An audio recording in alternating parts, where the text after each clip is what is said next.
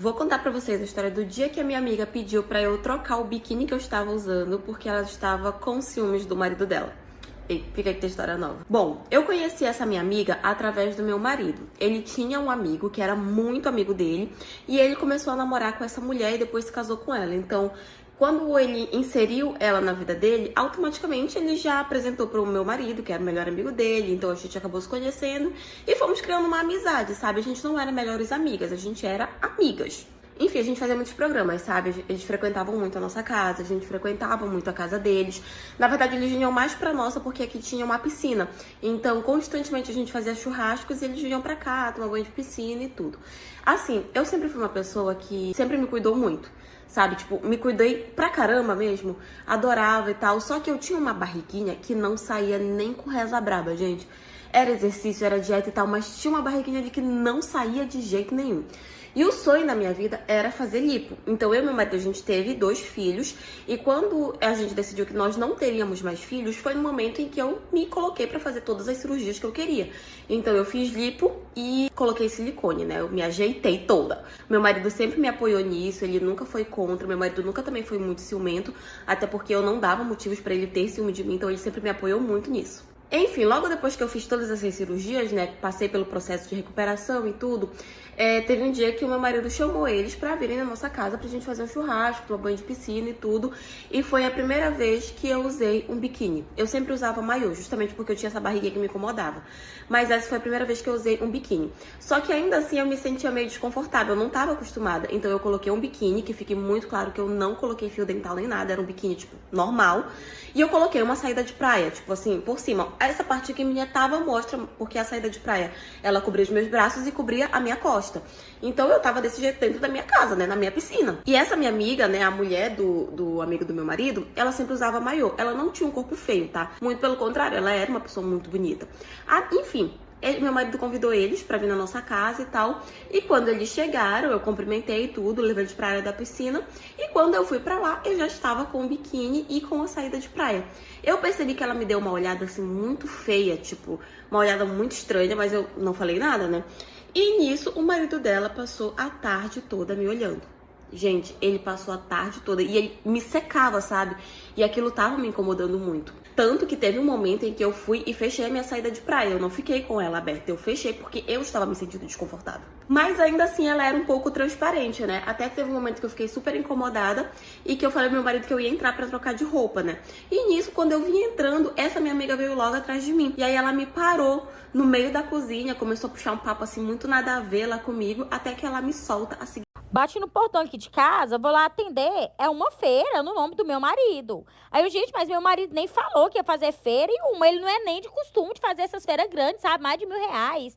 Aí o homem veio, deixou tudo aqui dentro de casa, eu fui tirando, né? Fiquei surpreendida, porque cada coisa que eu tirava era coisa que meu marido nunca tinha comprado aqui pra casa. Falei, pronto, o homem mudou, tá mudado. Quando eu termino de organizar as coisas, né? Já tinha dado até refrigerante, que eu tinha comprado pras crianças, uma caixa de bombom também. Aí ele me liga e fala assim, Thaís, chegou uma compra aí em casa, você mexeu nessa compra? Eu falei assim, ai, mexi, já tem até refrigerante, bombom pras crianças, por quê? Já tá tudo guardado. Aí eu falei assim, não era pra tu ter tirado nada, que essa compra não é minha não, essa compra é de fulano de tal. Aí falou o nome do amigo dele. Eu falei assim, ai, agora tu tá fazendo feira pro teu amigo, ele não trabalha? Aí ele falou assim, não, é que ele pediu pra que eu comprasse, e o rapaz do supermercado se confundiu e deixou em casa. Você conversa vai, conversa vem, esse homem ficou todo nervoso, até que ele começou a me falar a verdade, que essa compra não era nada pro amigo dele, era pra amiga de trabalho que tinha separado recentemente do marido e ele decidiu dar um de bom samaritano e comprou as coisas pra ela, sabe? Gente, eu não me importo de ajudar ninguém, mas a gente também passa por muita perda aqui em casa. Aqui em casa ele ficou comprando tudo de quilim e pra amiga dele de trabalho ele fez uma feira dessa de mais de R$ 1.000, coisa que ele nunca comprou pros nossos filhos, comprou pro filho alheio. Eu sou uma pessoa muito boa, se ele tivesse me falado a verdade, até eu teria ajudado. Porém, eu bati o pé e falei pra ele que daqui ele não tirava um ovo. Vocês acham que minha atitude tá errada? O que vocês fariam no meu lugar?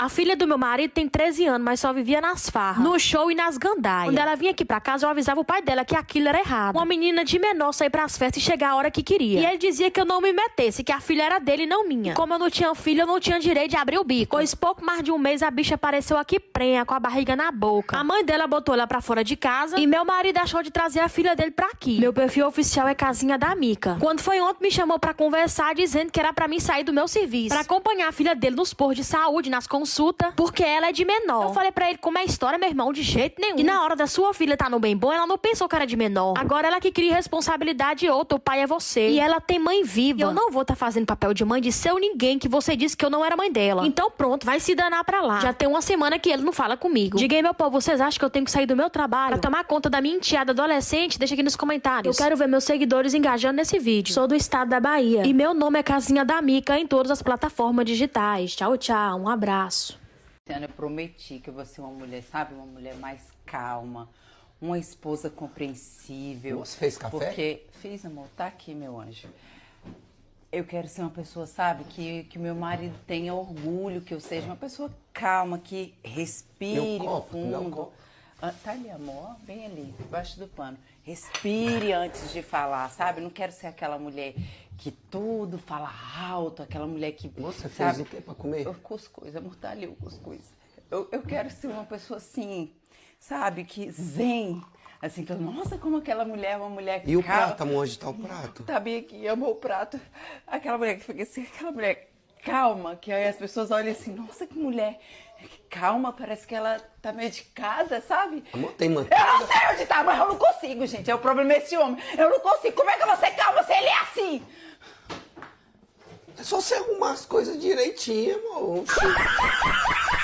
Peguei o meu marido queimando arroz que agora ele quer me processar. Eu trabalho à noite em um hospital e de uns tempos pra cá as pessoas começaram a me alertar sobre o que vinha acontecendo dentro da minha casa, só que eu não queria acreditar. E quando foi esses dias, eu pedi a uma colega pra trocar de horário com ela. Aí pro meu marido não desconfiar, eu falei pra ele que nesse dia eu ia fazer um plantão, trabalhar de dia e à noite só voltava pra casa no outro dia. Ele aceitou super de boa e disse que ia comprar um vinho pra tomar sozinho assistindo um filme. E aí tá certo. Quando foi no meu horário, por volta de umas 8h30 da noite, eu voltei pra casa. E quando eu cheguei na porta de casa, eu já ouvi uns berros muito altos.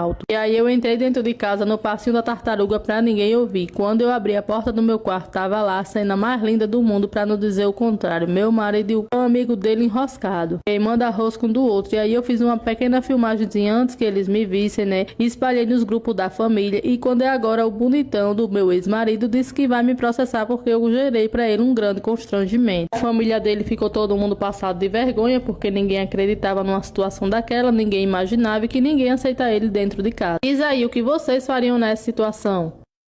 Não, eu quero entender o valor da minha conta de energia. Eu tô pagando a energia do mundo inteiro? Só pode. Ou senão vocês estão incluindo aqui luz divina, luz solar, luz Viton, luz do fim do túnel, luz do parto, tudo de luz tá incluso aqui, porque não tem condição não, viu? Olha aí se o endereço tá Las Vegas, porque eu não moro em Las Vegas não, eu moro na rua, longe de tudo, perto de nada, bairro, lisos e lascados. Porque não tem condição não, viu? Eu tô vendo a hora eu ter que viver que nem lobisomem, no escuro.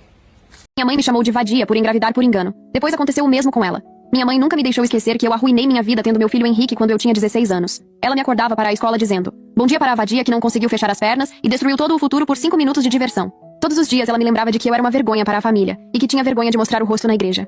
Mães adolescentes são apenas vadias que foram pegas. Ela dizia às amigas ao telefone alto o suficiente para eu ouvir do meu quarto. Quando Henrique chorava à noite, ela batia na minha porta gritando que aquilo era meu castigo e que eu não ousasse acordá-la com meus erros. Nos jantares de família, ela anunciava que eu tinha sorte de ela não me colocar na rua como eu merecia. Eu trabalhava à noite no supermercado e ia à escola de dia, enquanto Henrique ficava na creche, que levava quase todo o meu salário.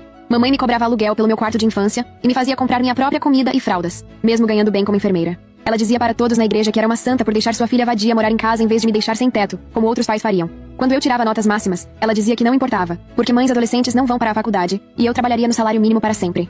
Você agora é mercadoria danificada, e nenhum homem decente vai querer você. Ela repetia sempre que me via fazendo o dever de casa na mesa da cozinha. Eu me inscrevi para bolsas de estudo escondida dela, e consegui uma bolsa integral na faculdade estadual para o próximo ano. Henrique estava indo muito bem na creche, e atingindo todos os marcos cedo. Mesmo minha mãe dizendo que filhos de adolescentes sempre saem burros. Eu economizava cada centavo e planejava me mudar para a moradia estudantil com Henrique assim que me formasse. Mamãe não fazia ideia de que eu estava de partida, porque estava ocupada demais com as noites de vinho. Ela saía cada vez mais e voltava bêbada às 3 da manhã, cheirando a colônia. Mas então mamãe perdeu a menstruação, e eu a ouvi vomitar todas as manhãs por uma semana. Ela fez 5 testes de gravidez no banheiro, e eu a ouvi chorando quando todos deram positivo. O verdadeiro choque veio no primeiro ultrassom, quando descobriu que eram trigêmeos de um cara que conheceu num bar e nem lembrava o nome. Ela tinha 43 anos, e de repente estava grávida de 3 bebês, de uma noite de bebedeira.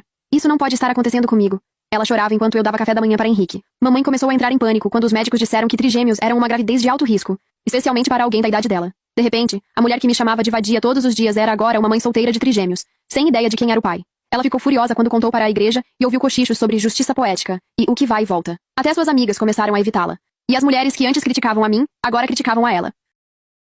Qual foi a atitude mais arrogante que um familiar já impôs a você? Após 7 meses de tentativas frustradas, meu marido Kyle e eu anunciamos que finalmente estávamos esperando um bebê. Toda a família comemorou com entusiasmo, exceto minha irmã Jaqueline, que atirou sua taça de vinho contra a bancada de granito. Como você ousa? Gritou furiosa. Você sabe há quanto tempo estou tentando engravidar? Eu deveria ser a primeira. Minha mãe tentou explicar que uma jovem de 19 anos não estava pronta para ser mãe. Mas Jaqueline não cedeu, pegou sua bolsa e saiu dramaticamente, gritando que, se eu não interrompesse minha gravidez em 1 semana, ela denunciaria o caso às autoridades. No dia seguinte, apareceu na nossa porta com folhetos de clínicas de aborto, jogando-os no peito de Kyle, que ainda estava de cueca. Já marquei consultas em 3 clínicas diferentes para ela. Anunciou alto o suficiente para o bairro inteiro ouvir. É só escolher uma. Quando Kyle rasgou os papéis, ela convocou toda a família para uma intervenção de emergência. Naquele domingo, 23 parentes se espremeram na sala da minha mãe, enquanto Jaqueline, de pé diante da lareira, discursava como se estivesse em uma palestra TED, explicando como minha gravidez estava arruinando sua vida. Ela até preparou uma apresentação em PowerPoint. Nosso tio Jeffrey, que é advogado, esclareceu que não havia base legal para obrigar alguém a abortar, só porque ela queria ser a primeira a ter um filho.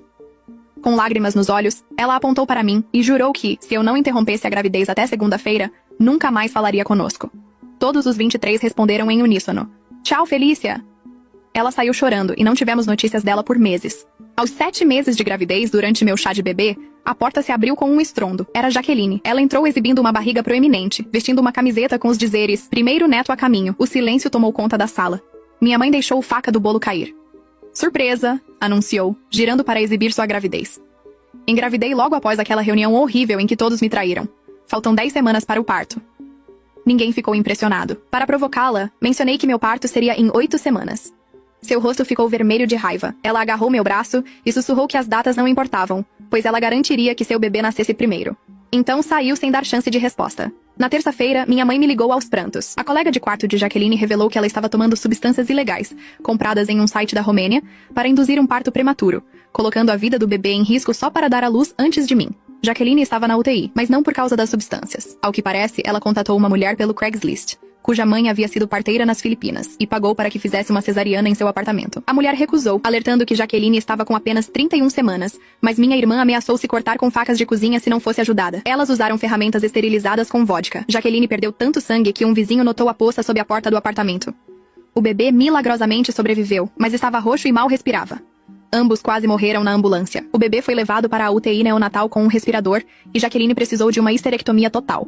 Ela nunca mais poderá ter filhos. Do leito do hospital, a primeira coisa que fez foi me ligar. Isso é culpa sua, disse com dificuldade, por trás da máscara de oxigênio. Meu bebê está morrendo porque você não esperou para eu ter o meu primeiro. O mais chocante é que, com sua vida por um fio, a família se dividiu. Alguns achavam que Jaqueline havia perdido o juízo, mas outros acreditavam que eu deveria ter adiado o anúncio da minha gravidez para proteger seus sentimentos. E eu que fui dar uma chinelinha nova, né, pra minha enteada, só que ela simplesmente jogou no lixo. A minha enteada, ela morava comigo, com o pai dela, né, e a gente até que tinha uma boa relação, pelo menos eu até achava. De uns dias pra cá, né, eu tava vendo que o comportamento comigo dela tava um pouco diferente, principalmente depois que ela chegava da casa da mãe dela. Uma vez eu fui até tentar conversar com ela, né, pra saber se tinha acontecido alguma coisa, só que ela me deu foi patada. Então, daí por diante, né, eu sempre preferi ficar mais na minha. E eu vendo, né, que ela tava precisando de uma chinelinha pra poder sair, porque a dela tava numa situação precária, né, e como o pai dela ainda também não tinha recebido, então eu fui lá, comprei pra dar essa aqui de presente pra ela. A menina, ela simplesmente não disse nada, ela só pegou a sandália, né, e saiu. Ela simplesmente virou e saiu, e eu fiquei lá, né, parada com minha cara de taxa. Aí eu pensei, né, pelo menos a minha parte eu já fiz, né, porque assim, gente, eu não tinha a menor obrigação nenhuma, né, mas eu gostava daquela menina. E aí foi passando os dias, né, e eu notei que ela não saía com essa sandália, ela sempre usando ali a velha, e eu só prestando atenção naquilo, né. Aí quando foi um dia tarde, eu pensei assim, rapaz, não tô fazendo nada, vou mesmo dar um grau lá naquele meu quintal, né. Aí eu fui lá limpar meu quintal, fui lá dar uma varrida, né. E aí quando eu fui lá juntar o cisco, né, pra mim jogar lá no final do cercado, gente, lá na parte que a gente joga o lixo, a chinela da menina tava lá. Quando eu vi aquilo, eu fiquei assim sem acreditar, porque tava lá com caixa. Aí eu fui lá, peguei, né, e voltei pra dentro de casa e perguntei por que ela tinha feito aquilo. Aí ela já veio na pior ignorância, que na hora, gente, eu até me assustei, porque eu nunca tinha visto ela daquele jeito. Porque antes a gente se dava muito bem. Aí eu ver ela daquele jeito, eu fiquei bastante surpreendida. Ela começou a dizer, né, que não queria nada que viesse de mim, que eu era uma sonsa e quem devia estar com o pai dela era a mãe dela. Depois da separação dos pais delas, nem o casamento da mãe dela foi pra frente, por conta que o amor da vida da mãe dela é o pai dela. E nessa hora meu marido chegou, né, do serviço, ele pegou ainda a nossa discussão e ele foi lá tentar conversar com ela, né? Só que, gente, a menina tava tão assim, de um jeito que ela não queria ouvir ninguém. Eu também tava ali, né, tentando conversar com ela, só que ela simplesmente pegou a chinela e jogou em mim. E eu não vou mentir pra vocês, que nessa hora um negócio parece que me deixou foi cega, que eu voei pra cima dessa menina, só que meu marido, né, ele conseguiu me tirar rápido de cima dela. Ele ainda obrigou ela a pegar a sandália, né, que ela tinha jogado em mim e a lavar, já que ela não quer respeitar ninguém, nem ele, que é o pai dela. Quando ela terminasse o serviço dela, era pra ela arrumar as malas dela, que ele iria deixar ela na casa da mãe dela. E assim foi feito, né, gente?